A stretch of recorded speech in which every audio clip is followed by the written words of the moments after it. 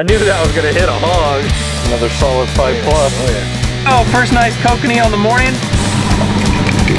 Planted its way into that big old slab. Yeah. Hey, what's up guys? Nick the Informative Fisherman here, and today I'm going to teach you how to better understand the lures you're selecting for any particular species you're fishing for. A lot of guys believe in, oh, I have this magic lure, this lure, I'll catch them every time. Well, believe it or not, that doesn't work, okay? To be a good angler, you have to have a big selection of lures because fish change depending on conditions, water clarity, water temperature, whether they're a structure or cover oriented fish. You have to use a different type of lure, whether these fish are out in the middle of the water, or they prefer to eat off the surface, or if they prefer to eat off the bottom. Not one lure in particular is going to cover all of those scenarios for you, so you need a large selection, and you need to know how to better understand what to choose, what size to choose, if it spins, if it has a natural tail, if it has a tail on the back that displaces its own action just by reeling it, or if you need to impart your own action into that bait by what you do by retrieving it with your rod and reel. And I'm going to fill in those blanks for you and hopefully give you a better idea of how to select that particular presentation you need to choose. So let's get started. Let's talk about water displacement and the size of lures. Now, when you look at something like this stingfish right here, this big Pro Troll bait, this is for salmon. This big old long lip on this thing, it gets down there, it's really erratic, it displaces a ton of water. This is not natural by any means. This bait is designed to irritate that fish into striking. Basically, when the salmon are up in the rivers or in there in a pack, you know, big school, they get very territorial. This is very erratic, it causes an aggressive strike. Now this displaces a ton of water. Now let's take the opposite. Let's take this big Huddleston swim bait right here. A very large bait, guys use for bass and stripers. The bait's real subtle, it creeps along, it has a vortex tail, it's not a big erratic tail. Very subtle, very natural. Now this is a bait that they naturally eat. Bass eat trout. Very smooth, natural presentation. They'll come up and look at it. It's not erratic, it's not foreign, it's a very natural color. Now, this is something that if they're gonna eat it, and they're in that mood and they're hungry, this is something that a big bass will eat. This is not irritating them into striking versus something like a crankbait, which jerks all over the place, that causes them to get that reaction strike. Things like this that move a lot, have a lip on them, have their own action, irritate that fish into striking, versus a big natural presentation is something that they would feed on. The same thing goes for a little jerk bait like this. This is very natural. It looks like a minnow. You can twitch it through the water. You can stop it. This is a jerk bait, a suspended jerk bait. So when they stop, it looks very natural. They'll want to eat it. You twitch it. You impart that action with your rod, and they'll eat that versus picking up something like this, a very bright color. Now, this is also a jerk bait, but this one's for trout or bass, whatever you want to use it for. You twitch this through the water. Now you could say, why would they use such a bright foreign color with bright orange bottom? Well, if that water's a little bit dingy, they're going to see this a whole lot better than they would see your natural color bait. Now, the advantage here is visual. They can see this. You know they can see it. It's still erratic. It has rattles in it. They can also hear it, versus something in clear water, they might have one single rattle in there to where it's much more natural. If they come up and look at it in that cleaner water, they can say, oh, this is something natural. It didn't make a ton of noise, so it's very subtle to them. It's more of a natural presentation that they'll eat in that cleaner water, versus that dirty water. You want to make sure they can hear it and they can see it. So one of these Fire Tiger steel patterns like this is going to be a better choice for you in that dirty water with that brighter color. Now, how the color spectrum goes for visualization, your brighter colors up close are easier for them to see. Your darker blues, your greens, at longer range and deeper water, they can see those deeper, darker colors better versus your brighter colors. A lot of the time, when you're trout trolling, we use these Dodgers, okay? This is bright orange right here with a nickel back. Throws a ton of flash. I can throw a flash up at the camera, woo, woo, woo, through there like that with this bright orange at the same time, all they see is flashing off in the distance, and then all of a sudden they get close, whoa, orange. It gets a curiosity going. Trout are not bothered by bright fluorescent colors like this. They're intrigued by it. Bass sometimes are intrigued by it, but sometimes they want something natural that kind of looks like a frog, where they come up from the bottom and it has that frog belly pattern on there. Sometimes that's what they want. So you have to have a lot of lures to experiment. Each lure displaces a different amount of water. It's displacement. When I say displacement, let me explain this to you. Fish can feel, okay, when this lure is down there going through the water, they feel that. Now this is going to displace a different amount of water than, let's say, a big rattle trap or a lipless crankbait like this displaces a different type of movement.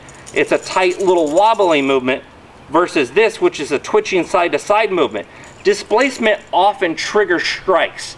Now, something that's a very subtle displacement, even though this big old swim bait like this is a very subtle displacement amount of water, versus a big crankbait like this, which is jerking, twitching all over, has a ton of rattles.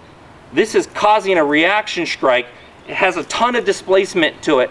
That encourages them to hone in there, run it down, and get irritated by it versus something real natural like this. Now, a lot of the time, the bigger the bait you use, the bigger the fish you're going to catch. This is just how it works, whether we're using a big old giant swim bait or we're using a little tiny, you know, inline spinner like this, a little rooster tail. A lot of the time, this is going to get a much smaller bite than using something bigger. If I took this rooster tail and went 3 times the size, more often than not, I'm going to get a bigger fish to bite this. Now, that doesn't mean a big fish won't bite a small lure. Oftentimes, we have to match the hatch. You've probably heard that. Match the forage, match the hatch. You know, you look at this, it doesn't look like a crawdad, it looks like a shad, but it has a crawfish pattern. A lot of the time, let's say a bass is in there next to some toolies. It's jerking all over, they see the color of it. Those bass are accustomed to eating crawfish in that area. You can see this one also looks like a crawfish. If I had this in chrome, it would look like a shad. So if they were eating shad, I would want to have a shad pattern and not a crawfish. When bass are eating a lot of crawfish before they spawn, you want that deeper red. You want them to think that's a crawfish, and a lot of the time you're going to trigger a bigger fish into striking. So now we have profile. Okay, we're talking about displacement. Here's a bigger bait. Here's a thinner bait. You can see this one is thicker than this. So naturally, this is displacing more water when it's moving around. They can feel that more, okay? If that water's warm and those fish are comfortable with feeding, a lot of the time that bigger displacement's gonna get you the strike. But let's say the water's really cold and the fish are lethargic. A lot of the time they need a thinner profile, something that displaces less water to feel comfortable for eating that. So now we have displacement difference and size difference. This is bigger, this is thicker. Now let's say this was the same size of this one, but thin. Now they see that they're getting a bigger meal. They don't feel as much displacement, so they're not threatened, to where a lot of the time you will get that bigger fish to strike at that point.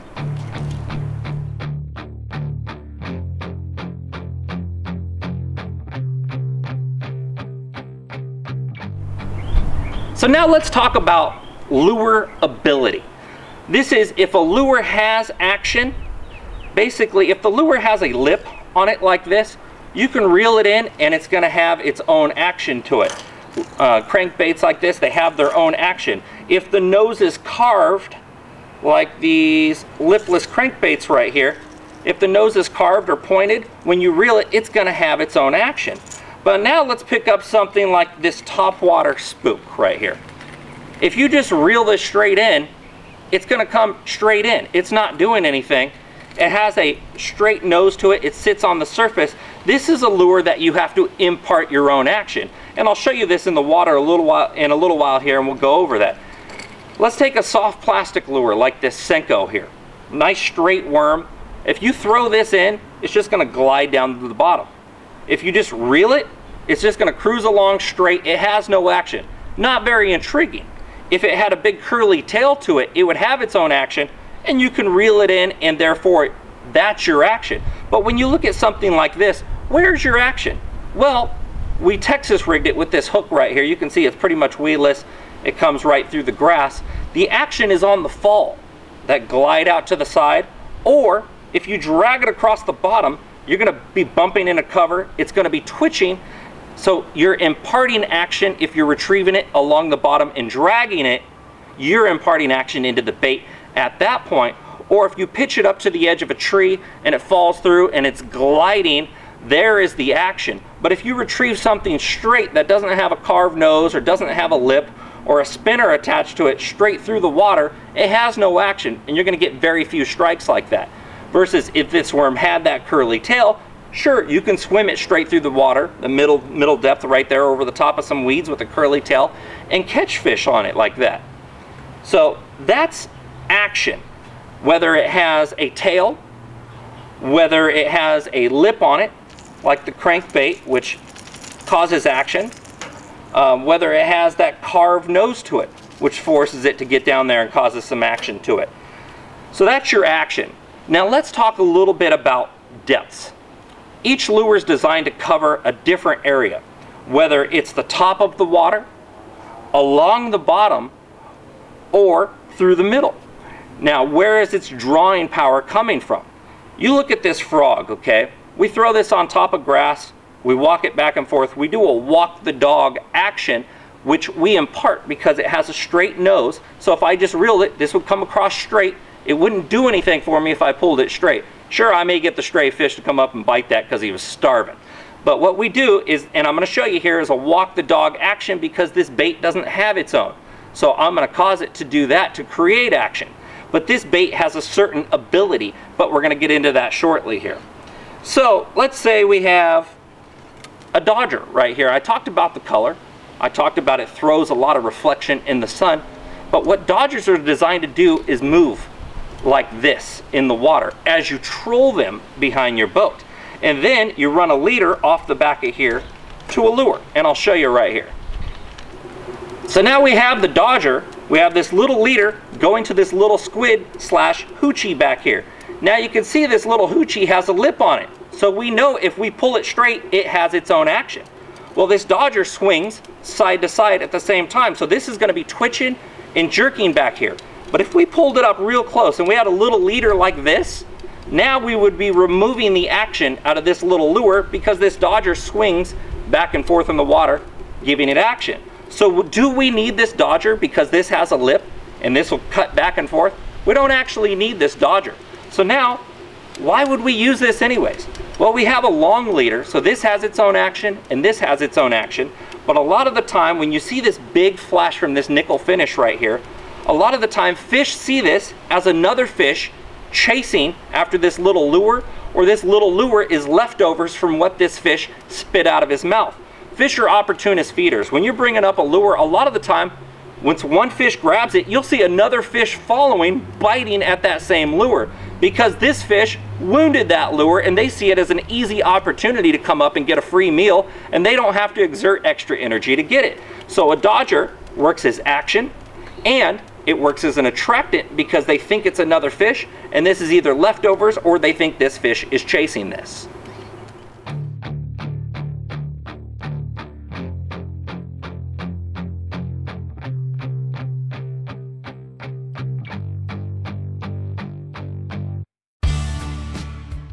Hey, what's up guys? Nick the Informative Fisherman here, and when it comes to spooling up my reels, I choose nothing less than the best, and that's why I use P-Line each and every time. Are you fishing the best? P-Line, baby. P-Line. Did you ever wish for an RC boat when you were a kid? And do you have a passion for fishing? Well, guess what? It's time to do them both at the same time. With RCFishingWorld.com's RC Fishing Pole, it's time to be a kid again. So visit www.rcfishingworld.com today.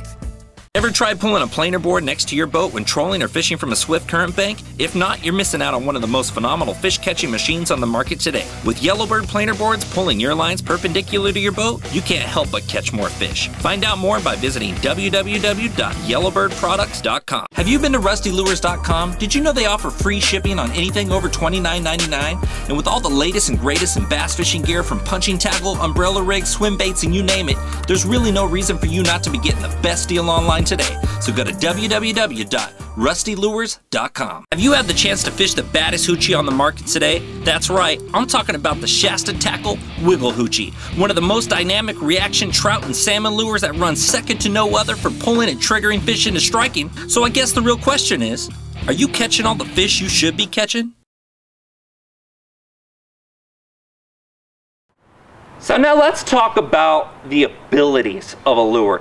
This is really valuable, and I see a lot of guys, when they first get started, they don't understand the ability of a lure. And what I mean by the ability is a lot of fish are up close to things or hiding under things. And if you throw something across with big wide open hooks and there's a rope right there, or a bunch of branches in a tree, and I throw up a big lipless crankbait like this with big treble hooks right into a tree, well, guess what's going to happen? I'm going to get it stuck on a tree branch. It's not going to work out that great for me, okay? So we're going to talk about abilities right here. The ability of this bait, you look at this, it doesn't have a lip, so I can cast it out there, and I can control the depth by how I hold my rod or how fast I reel to make it cover the top, the middle, or the bottom. What lipless crankbaits are often used for is if there's grass up off the bottom, a lot of guys let it get down there, touch the grass, and then they rip it free of the grass so they can keep it right over the top of those fish's head that are hanging right down in that grass. Let's take a frog, for example. You see when I squeeze down on the body of that frog how the hooks are now exposed, but when I let go, those hooks are weedless? We throw these up on big grass mats and big sloppy stuff, twigs, leaves, lily pads, whatever's up on top of that water, because if I threw something with exposed hooks, it would get stuck immediately. So now this bait's ability is to come over the top of that thick stuff and hang right in there to where that fish comes up, sucks it in, squeezes it down. Now he's got the hooks in his mouth at that point.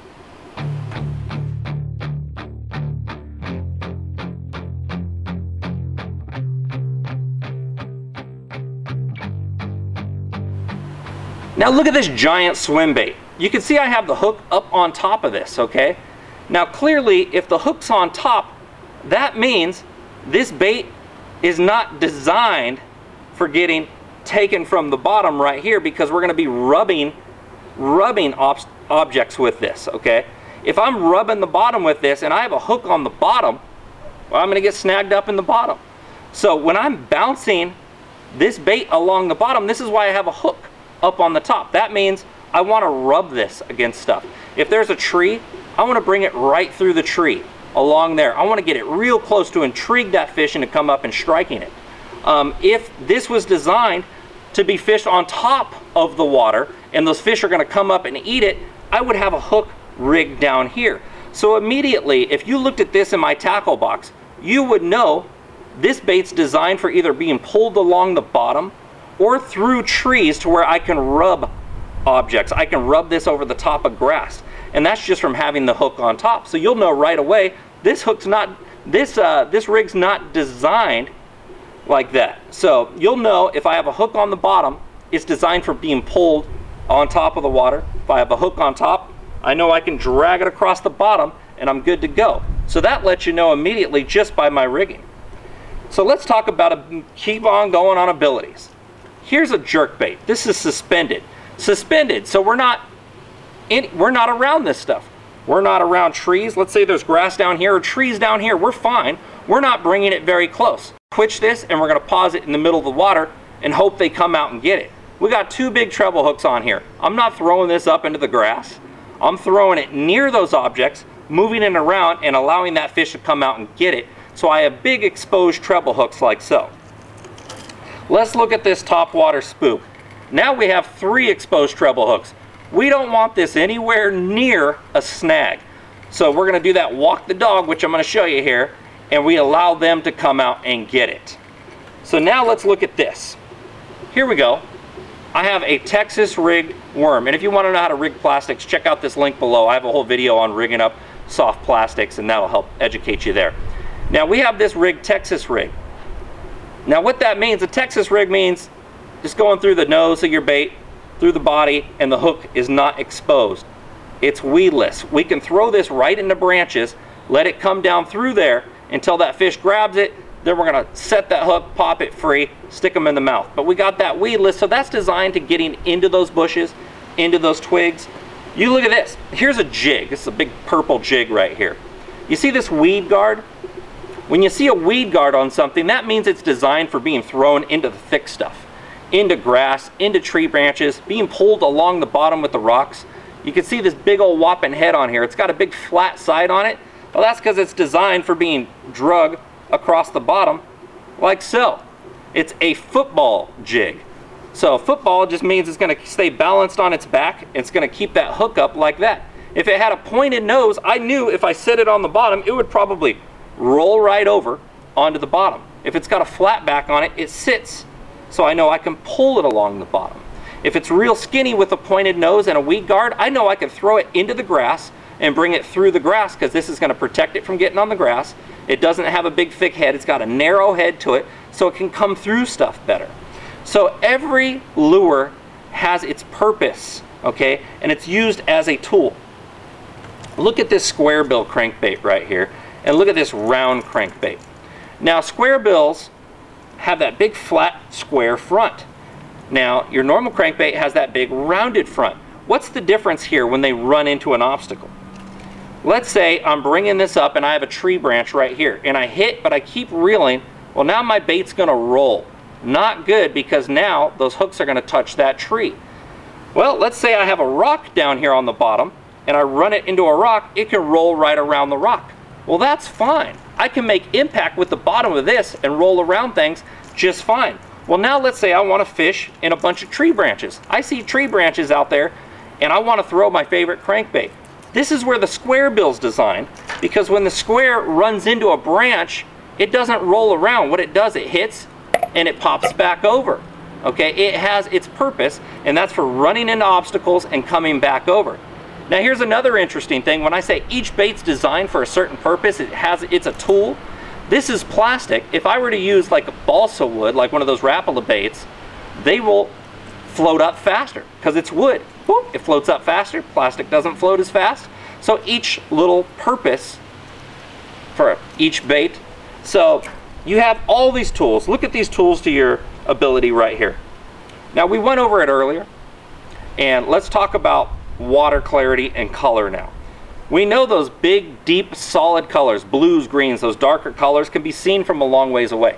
But let's talk about if the water's stained up, or we don't have very good light out in the sky that day. You see this brass finish right here?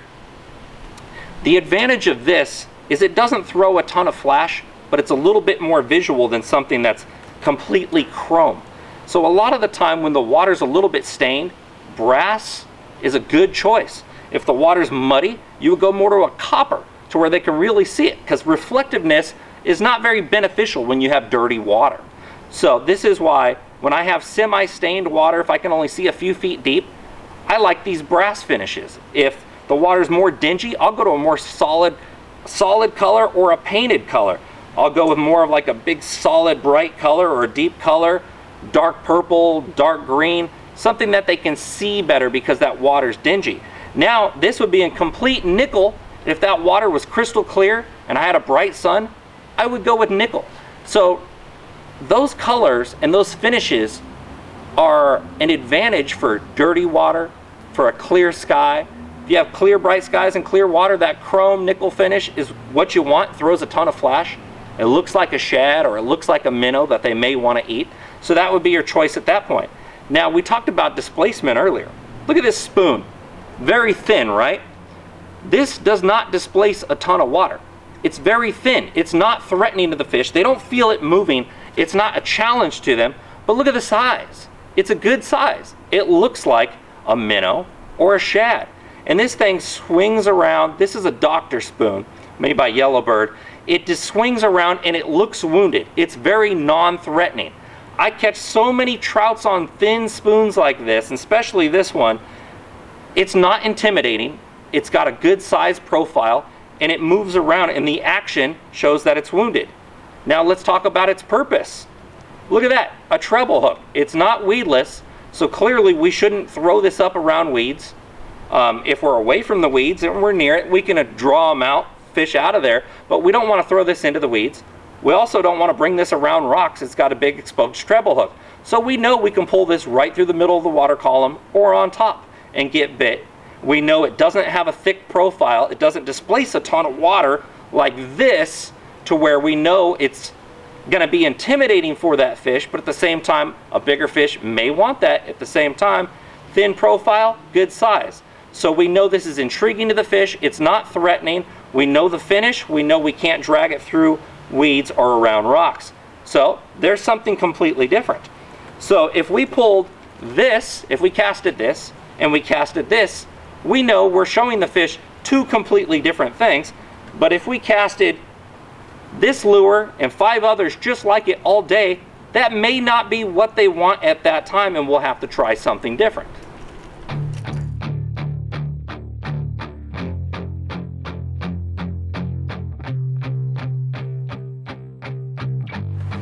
Now, since we're on the ability of what the lure does, what it's used for, how it's a tool, here's a big spinnerbait, okay?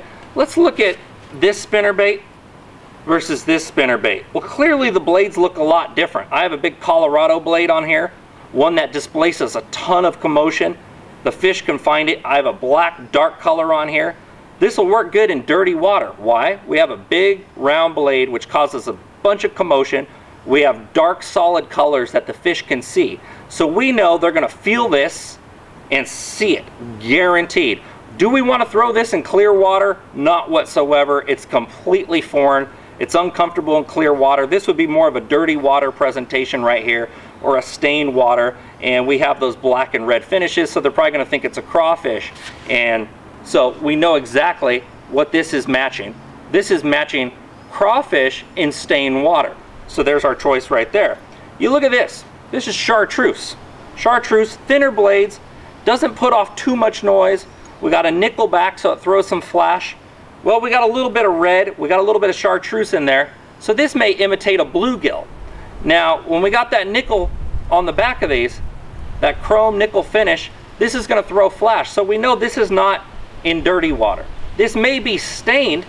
A little bit of stain won't be a problem, but this is more of a clear, slightly stained, bluegill imitating bait that's not putting off too much noise because it has these nickel blades. They're also thinner, so we can retrieve this faster without it lifting up to the surface. A neat part about spinnerbaits is if you look at this right here, you look at that big wire in the front, as long as you continuously move this, this wire's protecting those hooks. So you can come right through, rub up against tree branches, rocks, it comes through and it's weedless. If you come over that tree branch and stop your bait, well, now it's going to roll over and it's going to get those tree branches and snag them. But as long as you keep a spinnerbait on the move, you can run it into objects and cause reaction strikes from those fish. So a spinnerbait's designed nearly weedless, and it has great drawing power because it has spinning blades on it. They can feel it, they can hear it, and you can adjust that by using bigger Colorado blades. And we know due to the watercolor, we can do painted, we can go to a dark copper.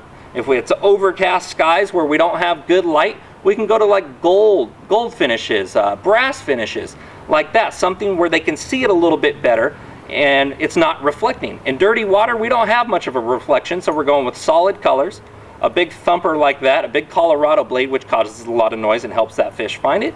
And at the same time, it's a spinnerbait, so if we keep it moving, it's near weedless and it'll bounce off of objects, come around branches quite well, and I'll show you these in a second here in the water.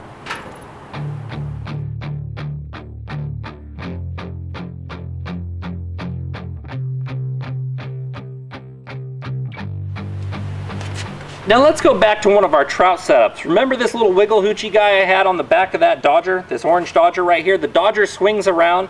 Well, the thing is, we had nothing spinning, okay? And spinning, you know, when you look at all these little willows, okay, you see that? Spinning around, the fish hear that, and they feel it. They feel it, okay? So what this does here is it has a lot of drawing power. Let's say we were using a Dodger going back and forth, doesn't spin around, but it shows action so the fish can see it, they can feel a little bit of it, it swings back and forth, it's giving you some action, so they're intrigued by it if you're coming right through them. But let's say we don't see fish on our fish finder and we want to draw fish in that we're not going over, that are out to the side. Well, spinners draw fish in. They draw them in from a distance. So now we have that little wiggle hoochie back there kicking around, but now we're intriguing those fish to come get it by using flashers like this. Now, what has more drawing power?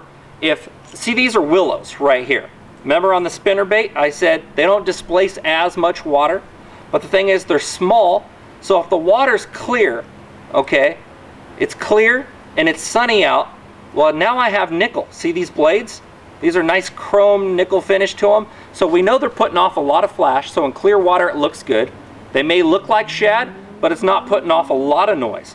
Let's say you wanted to go the complete opposite and you wanted to use chromed out Colorado blades, nickel Colorado blades on here. And they have those. That's a big chain flashers like this and big old chromed out Colorado blades. Now they're putting a ton of doom, doom, doom, doom, doom, doom. You can draw those fish in from a long distance. Let's say the water's stained. We know that's going to help them find it a little bit better. Let's say we didn't have any light out. It wasn't sunny. Well, now we can use these in painted to help them draw it in a little bit better. Maybe they can see it better. So you have a lot of options with what you select versus how thick your bait is, how much water it displaces, the color of your bait, the sole purpose of your bait coming in and out around objects via, if it's weedless or it's like a spinner bait, it's got a wire on it to where if you keep it moving, it can come over those obstacles, bump into things, give you reaction strikes. Whether it comes on the surface and has big exposed treble hooks and you know you're not supposed to bring that around something, or if it's super thin like a spoon and has a good sized profile to where the fish are intimidated and they want to eat something that feels like an easier object to attack. All those are options. Now we went over the size, we went over what they do, what they're used for, their sole purpose. Now you can see there's really no such thing as one magic lure that does it all for you, okay? If the fish are up on the surface and they want something that looks like a trout, this jig is not going to get the job done 100% of the time. So you got to keep that in mind.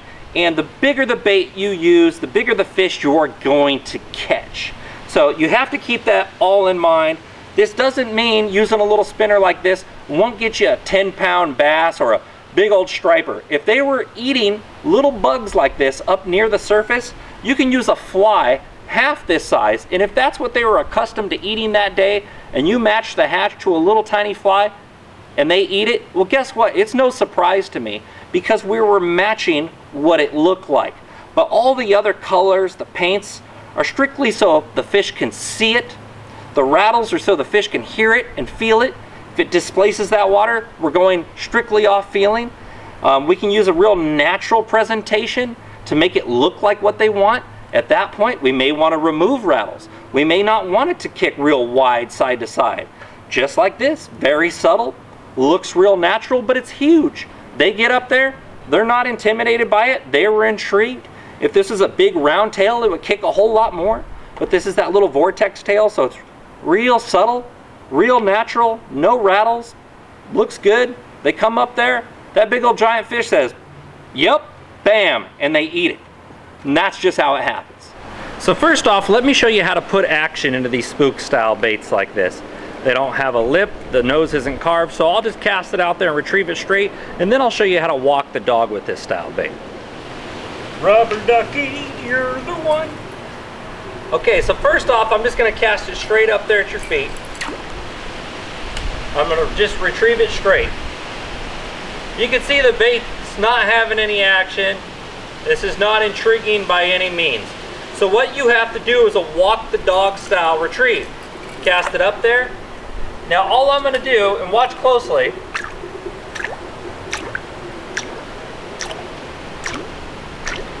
that's walking the dog. So if you see my rod tip, I slap it back, I wait for the bait to pause, and I slap it, and I give my rod tip back to the bait as I'm doing that. Got the duck. So I'll show you once again.